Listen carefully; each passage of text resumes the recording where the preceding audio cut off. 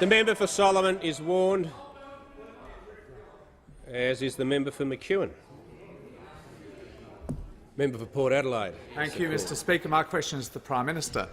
Is the Prime Minister aware that the Finance Minister told Fran Kelly, and I'll quote, "The price of electricity has been going up in recent times. It's projected to continue to go up and up and up if we do nothing." And also he said, and I quote again, "We need to embrace this blueprint that has been put forward by Dr Finkel." Does the Prime Minister agree that if the energy policy paralysis continues, power prices will continue to go up and up and up under this government? The Minister for the Environment and Energy. Thank you, Mr Speaker. Well, the member for Port Adelaide should know better. The member for Port Adelaide should know better because he comes from the state of South Australia, where electricity prices have gone up and up and up. And even in his own electorate, Adelaide Brighton, they employ 450 people in your electorate. 450 people, and they had a blackout for 36 hours.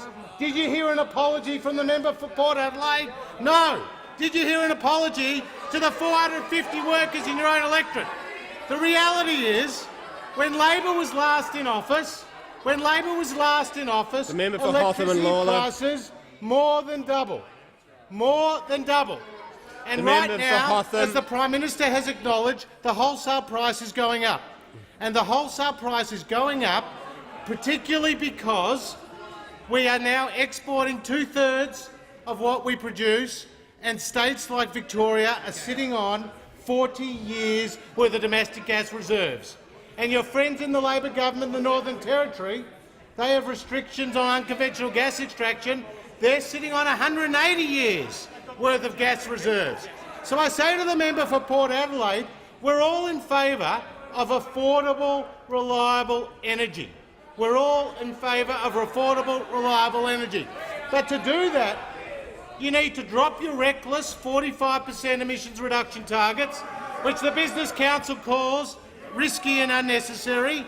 You should not pursue your ideological approach to energy policy, and you should come on board with important bipartisan initiatives like carbon capture and storage.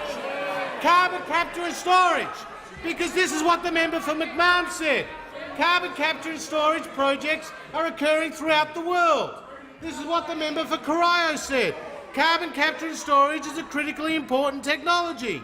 And this is what Senator Penny Wong said. I'm on the record of supporting carbon capture and storage. So you can imagine how surprised we were to see a press release last night under the cover of everything else from the member for Port Adelaide saying they would not support our amendments to the Clean Energy Finance Corporation in order to support carbon capture and storage.